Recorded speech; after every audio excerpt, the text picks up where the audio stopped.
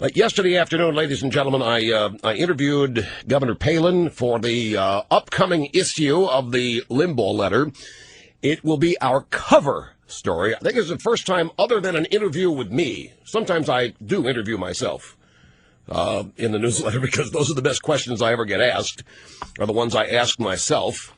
And but she's the cover story, she's the interview, and she will be here live on the radio next Tuesday, the day her book is released, at the top of the second hour. I talked to her yesterday. I've got the book. I have it right over here on the left, and I've had a chance. I just got it a couple days ago, 3 days ago, and I've had a chance to go through it. And I made a prediction to her when I talked to her yesterday. I said, "You've got enough in here that people who get hold of this, like the AP or any of the state-controlled media, they're going to focus on what they soap opera aspects of your book, and they're going to ignore what is truly one of the most substantive policy books I've read." This woman, Governor Palin, clearly is jazzed by policy, particularly environmental policy and energy policy, as well as taxes and so forth. I talked to her about the future of the Republican Party, what she thought about New York 23, how she deals with the character assassination, not just of herself, but of her entire family. It was fascinating, and we'll do it again on Tuesday afternoon at 1:00. She sent out a message here on Facebook. "Keep your powder dry. As you probably have heard, the AP snagged a copy of my memoir, Going Rogue, before its Tuesday release. And as is expected, the AP and a number of subsequent media outlets are erroneously reporting the contents of the book. Keep your powder dry, read the book, enjoy it. Lots of great stories about my family, Alaska, and the incredible honor it was to run alongside Senator McCain. We can't wait to hit the road and meet so many on the book tour. See you in Michigan first." That's Sarah Palin's post reacting to the fact that they're focusing. Well, one of the things the AP is focusing on is it's nonsense. I should have printed out the AP story. I didn't do it.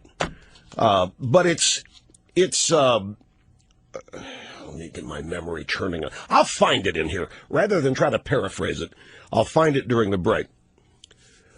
Well, not going after her son-in-law. You mean is Levi? No, he's never son-in-law. But no, she doesn't mention him. She doesn't mention him in the book. The AP can't stop. Nobody can stop talking about this guy, this Levi Johnston, but she doesn't mention him in the book.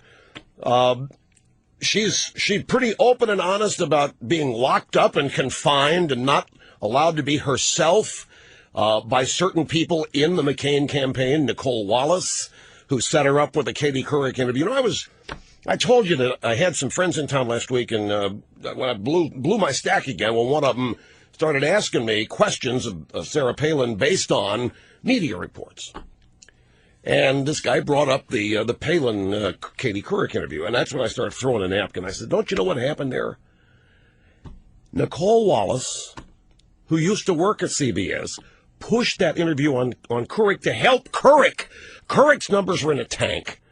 And she told Palin some things that were not true, and most of that interview ended up on the cutting room floor. The substance of the interview, it was a total setup. The total setup. Well, why didn't she know that? She wasn't. She was on a leash. When you read this book, you'll find that they dressed her.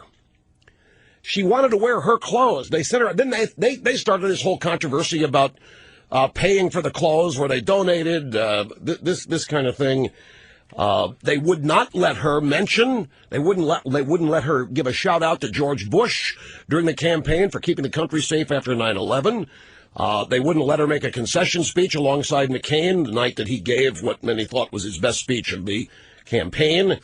There are many other instances of stuff inside the campaign that will, I think, help people understand what the real problem or a series of problems was. I mean, she really dishes it out at Steve Schmidt, who was the campaign manager.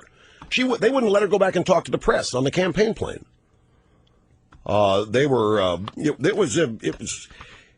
would have gone nuts had I been in that position, that muzzled and that directed.